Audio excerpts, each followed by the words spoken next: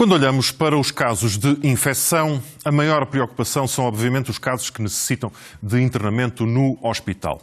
Sabe-se que a maioria dos infectados pode nem revelar sintomas, mas também sabemos que, noutros casos, e mesmo em pessoas saudáveis, o vírus pode ser extremamente agressivo e provocar um internamento em cuidados intensivos.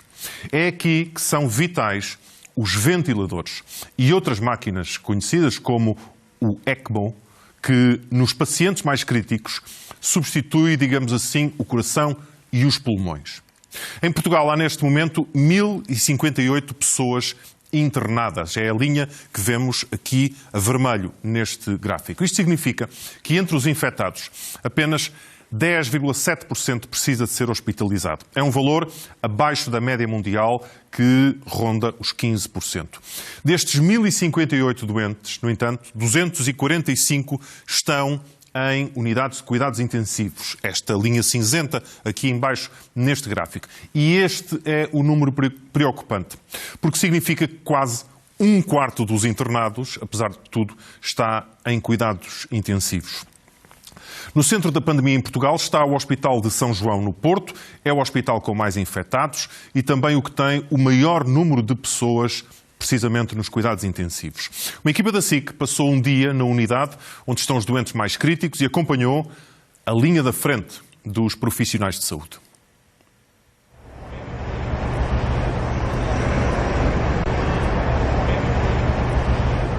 Está bem, Dona Luísa?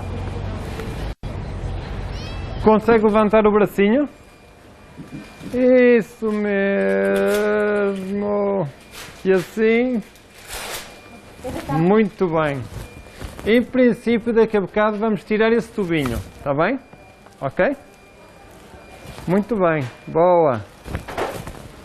É a única dos 11 doentes críticos desta sala de cuidados intensivos do piso 6 do Hospital de São João que está acordada. Todos os outros estão sedados, em coma induzido e, como ela, também a respirar artificialmente. Luísa, de 45 anos, é a que está há menos tempo internada. Entrou na unidade há 6 dias. Os médicos vão tentar tirar-lhe o tubo do ventilador. São poucos minutos e a imagem é igual a outras que nos últimos dias têm sido publicadas nas redes sociais.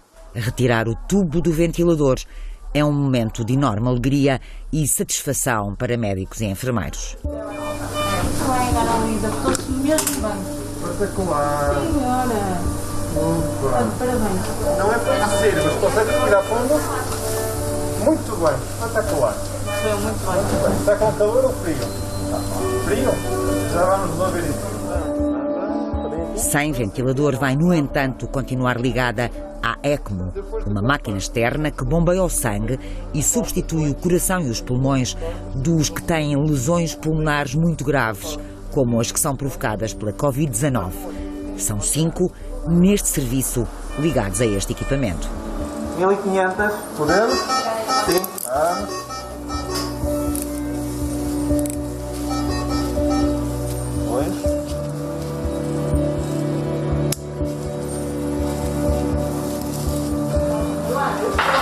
Já está.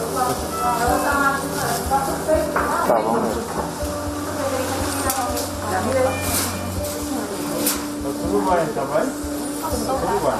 O que nós sabemos desta doença do Covid é que os doentes ficam ventilados bastante tempo.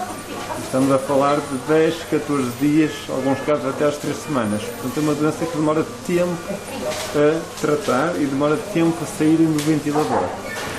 Em ECMO, posso dizer por experiências prévias, não em Covid, mas por experiências prévias, nós temos casos de ECMOs, que nós chamamos de ECMOs prolongados, em que os doentes estejam 1 mês e meio, 2 meses em ECMO, os pulmões não funcionam quase nada e, de repente, numa semana, voltam a funcionar, retira-se o ECMO e essas pessoas até recuperam totalmente a função pulmonar.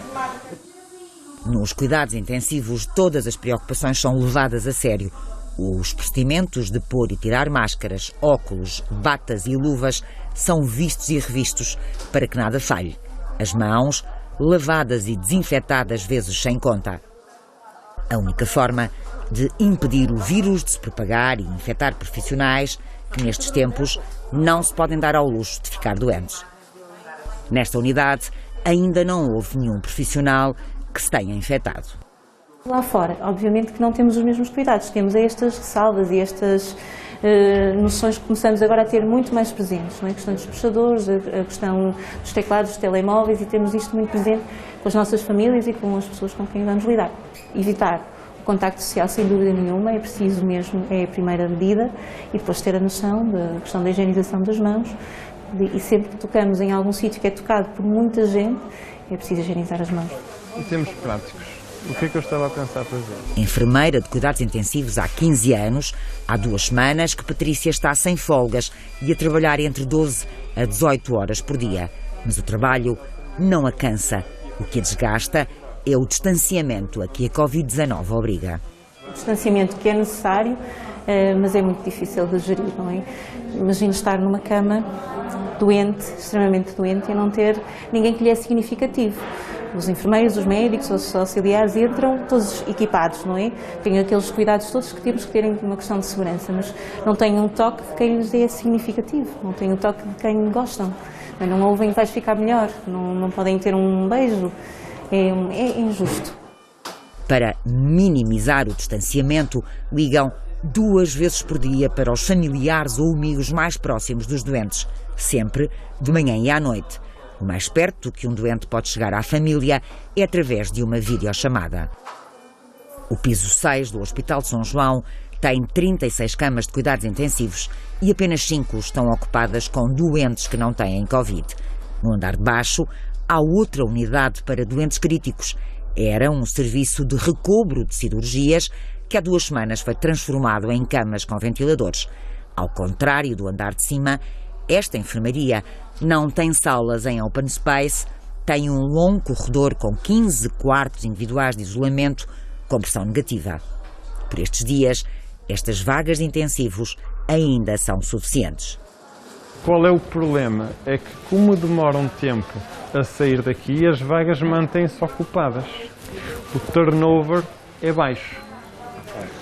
Por isso é que temos de estar sempre um passo à frente, ter bastantes vagas disponíveis para o passo seguinte, porque nós não vamos conseguir dar alta a curto prazo à maioria dos doentes que estão cá internados por Covid. O São João tem já um plano para transformar em cuidados intensivos parte dos serviços de cardiotorácica e neurocirurgia. O objetivo é criar um total de 96 camas com ventiladores.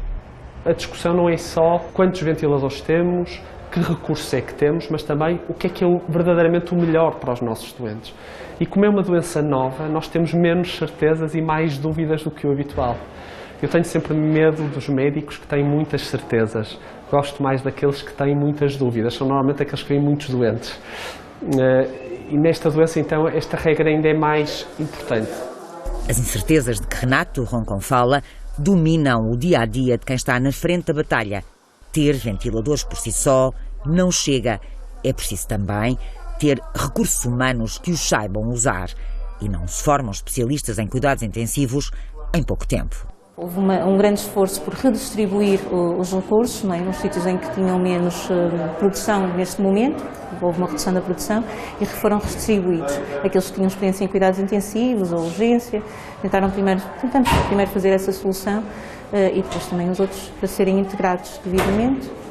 Não se faz um enfermeiro de cuidados intensivos em 2 dias, como deve imaginar, vamos a fazer o nosso melhor. Passaram 3 meses desde que os primeiros casos apareceram na China. Ainda assim, sabe-se muito pouco sobre esta doença. Apenas de que, em média, 80% dos infectados não têm sintomas ou têm-nos muito leves e que 5% acabam por ficar em estado muito grave. E nem todos têm idade avançada ou doenças associadas. Quem são esses 5% é agora a grande incógnita.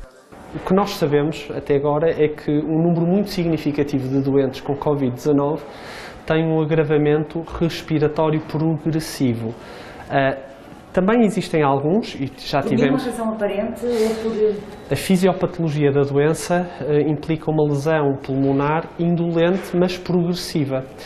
Claro que isto não é verdade em todos os casos. Nós ainda não sabemos muito bem qual é o subgrupo de doentes que, ao ser internado no hospital, vai precisar a posteriori de cuidados intensivos. Para nós é mais simples perceber aqueles doentes que logo na admissão já são muito graves e, portanto, esses, a não ser que tenham a tal fragilidade fisiológica, em que aí provavelmente os cuidados intensivos não são provavelmente o tratamento adequado e que estes doentes precisam, mas excluindo esses doentes, os outros doentes que se apresentam de uma forma muito grave na admissão são doentes que precisam ser admitidos em cuidados intensivos e sobre isso não vai haver grande dúvida nem grande divergência de opinião.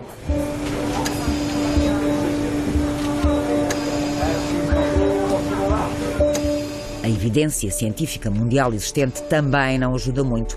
Há poucos estudos e os que existem são baseados em grupos de poucos doentes.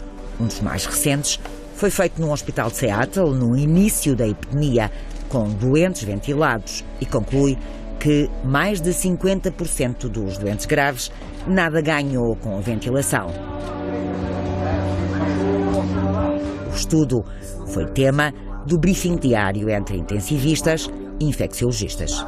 A experiência internacional que nos diz é que a utilização da ventilação não invasiva de forma inadequada piora o prognóstico destes doentes. Pode ser uma visão um bocadinho trágica, mas não é. É uma visão até muito humana, que é, nós também temos que perceber que a medicina tem os seus limites. Vamos provavelmente estar a enfrentar uma catástrofe de uma maneira até pouco racional e pouco humana, porque nós não podemos artificializar a morte, não é? Todos os doentes que estão evoluídos favoravelmente não têm necessariamente que morrer nos cuidados intensivos. Eu acho que nós temos que dizer a verdade.